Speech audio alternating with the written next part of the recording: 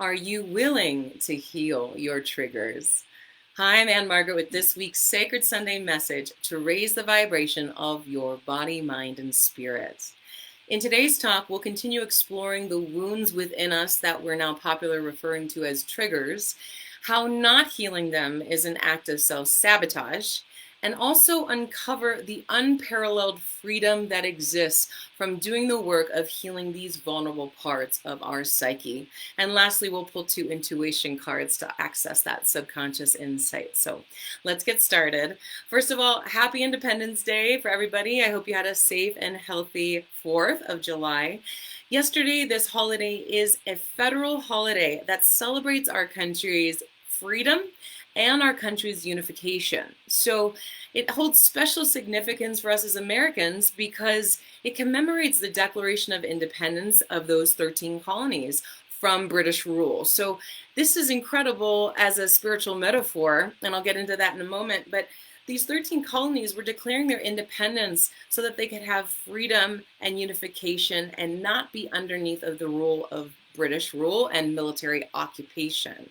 So if we look deeper into this spiritual metaphor of this holiday, we can find great lessons around how to uncover our own independence and our own unification, and then also our own autonomy, our own emotional autonomy. So many of us really are self-sabotaging by having a casual approach to moving through our spiritual journey and missing the opportunities that we have to really do deep and profound healing so that we can really attain that emotional independence.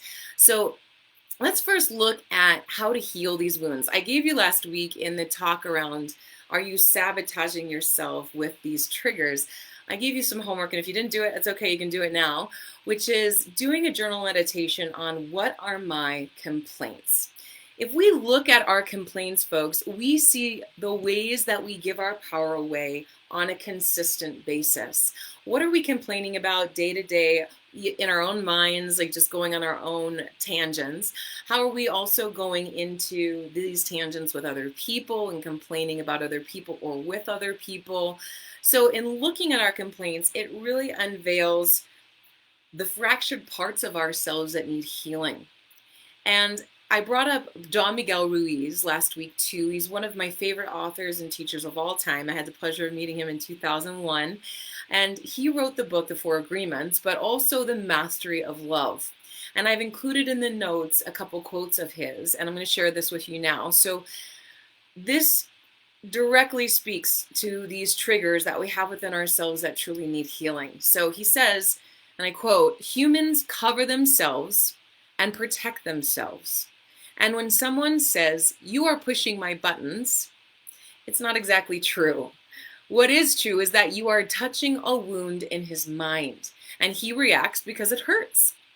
These complaints, these fractured parts of our psyche, are wounds within us that if we can do the healing and commit in the way of a spiritual warrior, we can heal this within ourselves so that we can be around anyone at any time who's behaving in any way and still maintain that pure vibration, that spiritual frequency that helps us to be in harmony with the natural world, that helps us be in unification with ourselves, with God, and with nature.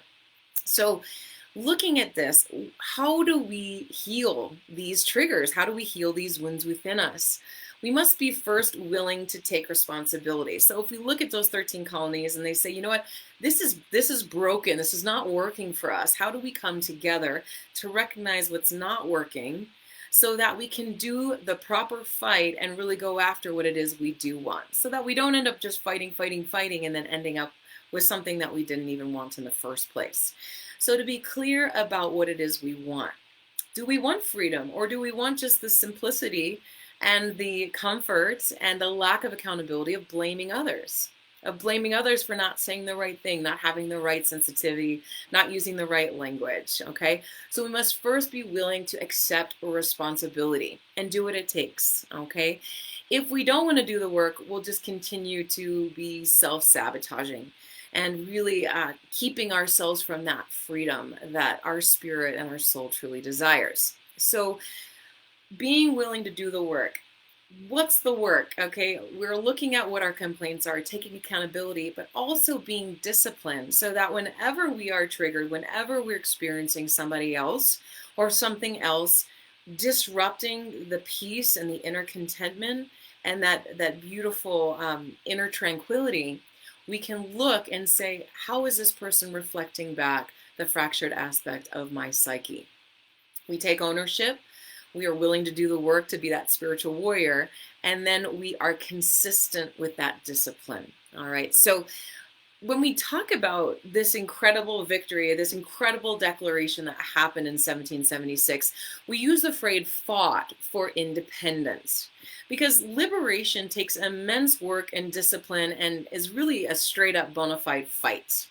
So instead of digging into the spiritual work, we'll usually just look for the easy thing, the thing that's going to make us comfy, the thing that's going to inspire us, which is all really great and wonderful. But if we're not willing to do that true work, guys, we are not going to find that freedom. We're always going to be triggered by our family of origin, our mother, our father, our siblings, or those traumas that are truly deep within us if we're not applying our own salve to those wounds and healing them from within. And that's a huge trap, our comfort zone, right?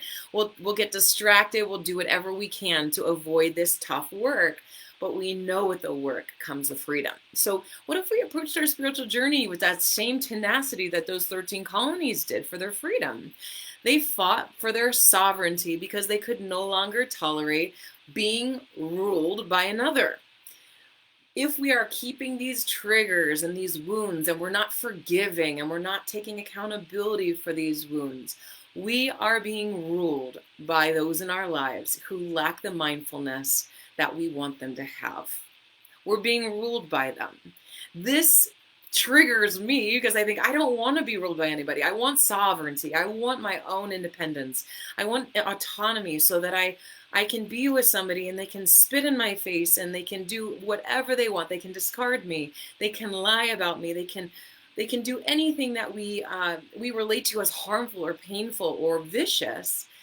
And I don't have to react. I can instead choose peace. I can choose let it bounce off of me rather than, and so that can be reflected back to them so that they can do their own spiritual work rather than adopting their mindless behavior and then taking away their own spiritual journey. Because the truth of the matter is, guys, when people are reacting in a way to us or treating us in a way that's of pain, that's from a fractured part of themselves, if we adopt that karma like it's our own, we take it personally, we let it trigger us, then not only do we adopt the pain that they are offering, like we allow ourselves to be hit by it and it to impact us, and we let it in, but then we also rob them from allowing their own reflection to happen.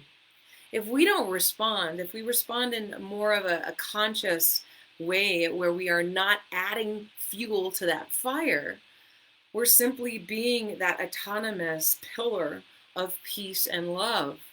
Or maybe it just is silence and not saying anything back. It takes two to tango. We know that. It takes two to tango to engage in that fight. So if we don't engage in it, they're left with their own fight. They're left with their own discordance. And we don't go, haha, they're left with their own discordance and they're hurting themselves.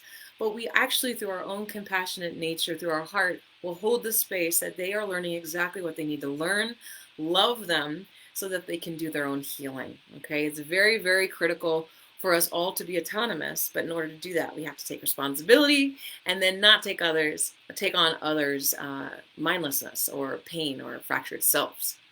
So the definition of sovereignty is the full right and power of a governing body over itself, without any interference from outside sources or bodies, okay? That's what we're talking about. So it's attained from immense accountability, consistent discipline, and an undying commitment. We can't be half-assed here, guys. We can't have one foot in this and then the other foot say, well, these people are still responsible for making the world bad and blah, blah. No, full accountability means full accountability and undying commitment and absolute discipline. So if we're willing to do the work and we're willing to heal our own triggers, willing is the key word here.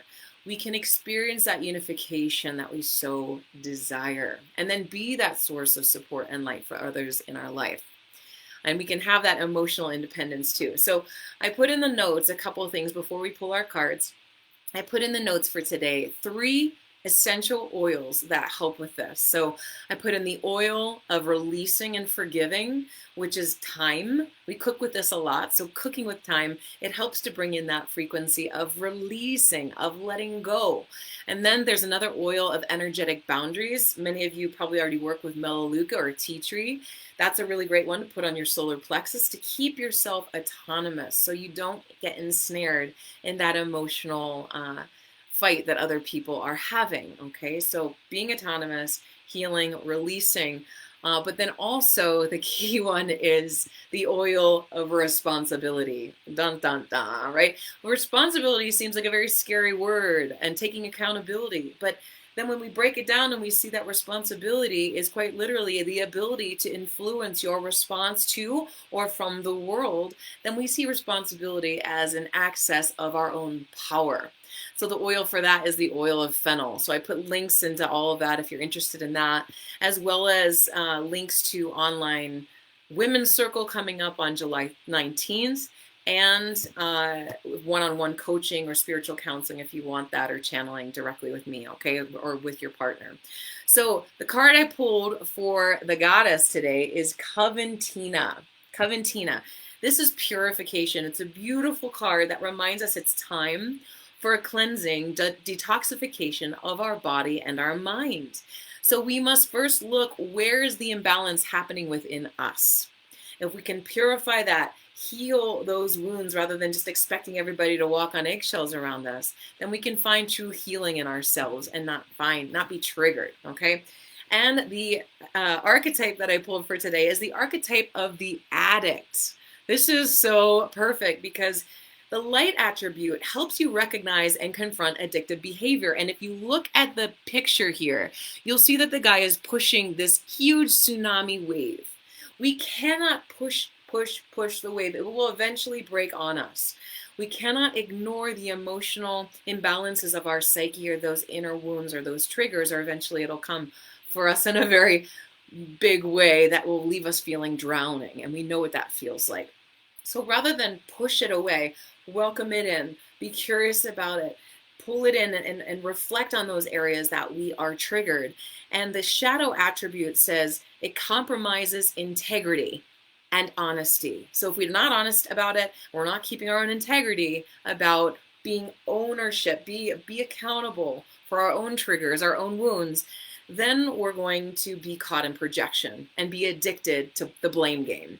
All right, the other thing it says is allows an addictive pattern to have authority over your spirit, okay? So the pattern of blaming is an addiction. The pattern of owning other people's projections is an addiction. We give our authority away when we allow this addiction to have power over our spirit. So good work, you guys. Let's take a note from this incredible holiday where we're recognizing the declaration of our own independence, of our own sovereignty, of our own emotional freedom, so that we can be spiritual warriors, do the hard work, and then get the reward that is so invaluable. And that reward is our freedom. The reward is true liberation of our soul so that we can be here to do what it is we are here to do. So thanks so much for joining me today, guys. Feel free to share this video with anyone who you think needs to raise their own vibration in some way. We all need that support. So thanks for doing the hard work. And until next time, keep raising the vibration. Happy Independence Day, everybody, and enjoy the rest of your weekend. I'll see you next time. Bye.